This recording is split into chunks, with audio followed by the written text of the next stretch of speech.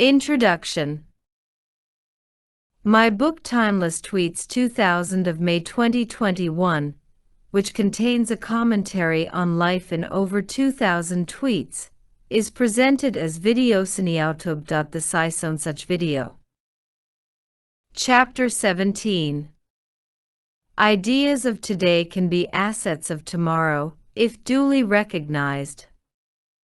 Or else, if ignored, they will vanish into thin air, or maybe enter into another's head, if so destined. Your weakness can be another's asset. Beware. A jar half full, it is said, can also be viewed as half empty. That is negative attitude. But then the chap who sees it as half empty will take steps to fill it. The other will sit pretty till the jar is empty. I don't see any great philosophy lurking inside the jar. Some people have catchy solutions for all problems. Don't worry about children. They will lead their lives. After all, they are not born to you, only born through you. They say. Okay. Fine. But if this pseudo-theory is ingrained in their minds, book your old age homes right now. Sometimes if you pour a dash of cold water over a struggling insect, intending to give it lasting freedom from everlasting misery, the insect suddenly becomes alert and escapes in no time, perhaps to serve destiny as originally intended. Some people demand bribe because they genuinely feel that the other fellow is making a lot of money, and there is really no harm in sharing a little of it with him. Logic may sound fine, but what is their status when there is loss? No one can be asked to ignore his problems merely because they are nothing compared to what others have.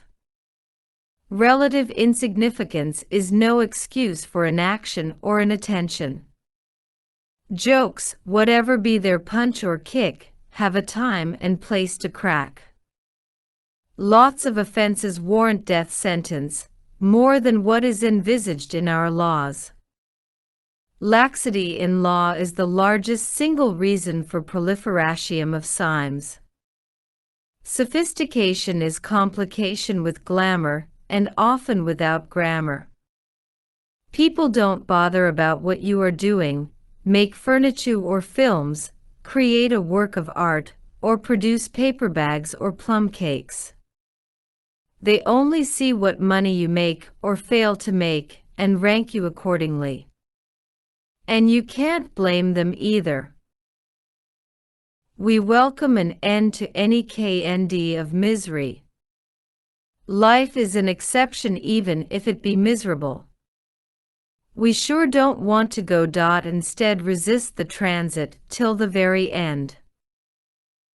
Knowledge evokes respect. Riches inspire awe.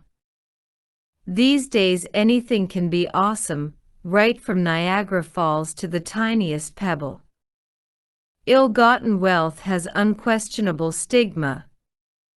Evaded tax is on a slightly different footing depending on the finer aspects of tax laws, their mode of operation, etc., though basically not likely to be altogether free from guilt. Everybody likes to be rich. But nobody likes the rich. Ironical. Marketing famous products may be enjoyable. As for new products from new companies, the road is rough and the going tough. A test for patience, faith, hope, grit, and confidence. Like speed controller fixed in vehicles, to avert accidents, God might have fixed limits for the reach of intellect. Try to find where He is, or what He is like. The system is switched off. It is very difficult to overcome innate prejudice. That is why it is called prejudice. In prayer, the following assumptions are made. 1. God does not know what I want. 2. He will grant requests if explicitly made. 3. He will not grant unless requests are made. These assumptions are practical necessities, though perhaps are of questionable validity. When men vehemently discuss the existence of God, God does not cry out, "Stop that nonsense! I am very much here," and reveal his whereabouts, be it inside man, as religions suggest, or outside, up in the sky, as many may think. That is the problem with him. Moving fast needs great alertness to avert the untoward, not only on the road, but also in career, business, and life in general. A play of fate cannot also be ruled out. Life is a long dream cut short by death when we really wake up. A hungry person steals a bread and he is jailed. Educated, well-fed youth play pranks, causing panic all around, in an already jittery society gripped with spread of a deadly virus, and put government machinery to stress, and they are let off with a warning. How sad, we think we wake up after a dream.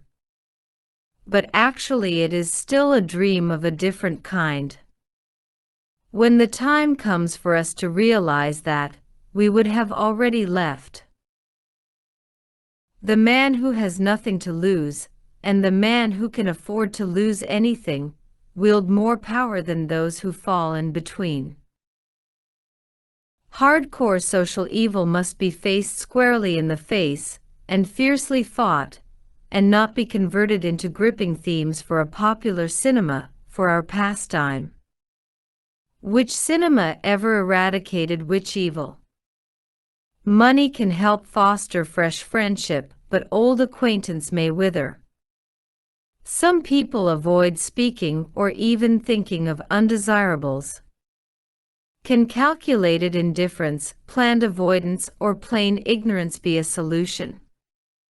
If truth is gloomy, should one speak out or keep mum?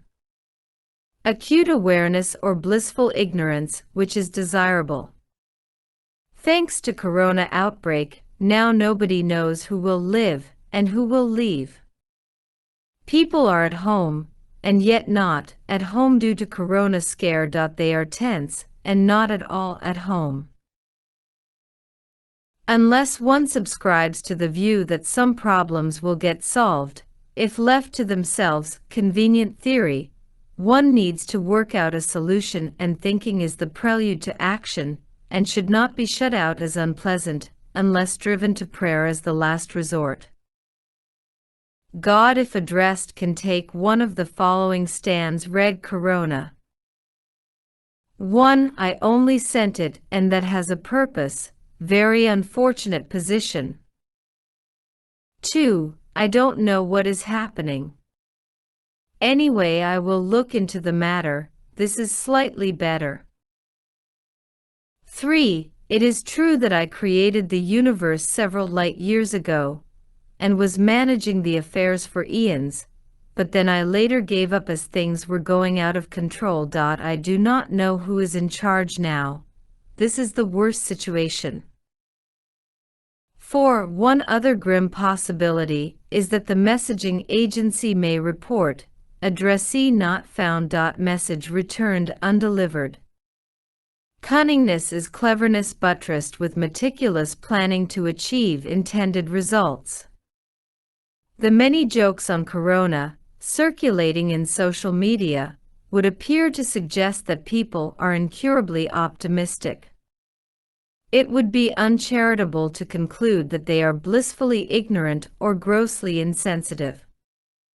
The prediction months ahead, by a youngster by name Abhijah, of the now unfolding colossal disaster, called corona, for a majority of Earth's population, with repercussions on both life and economy, points attention to two vexing questions in life, namely, whether things are preordained and whether can be forecast. A confirmatory answer leads to a more vexing question, as to who, and what for, unleashes such misery on earth. The ready answer, karma, offered by many, has too many infirmities that render it unacceptable. We usually complain that some activities of modern life are unhealthy, unethical, undesirable, or harmful to the body or mind.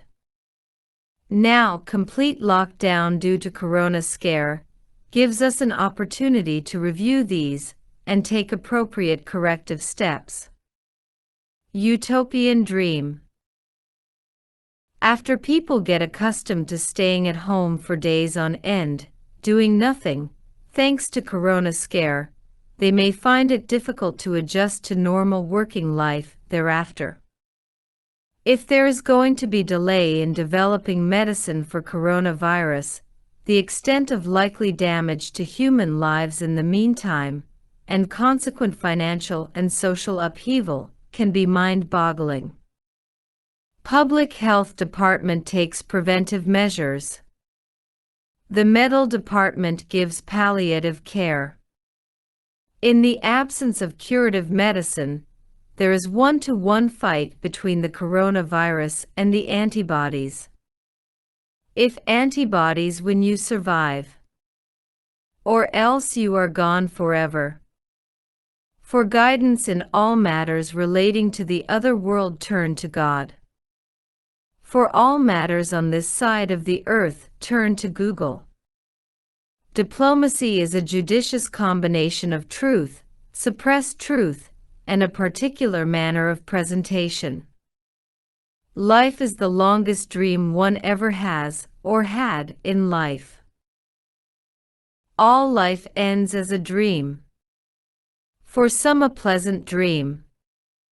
For some others a horrible one. Crime is fast. Justice is slow. And we pay the price. We are all quite free now due to lockdown on account of Corona.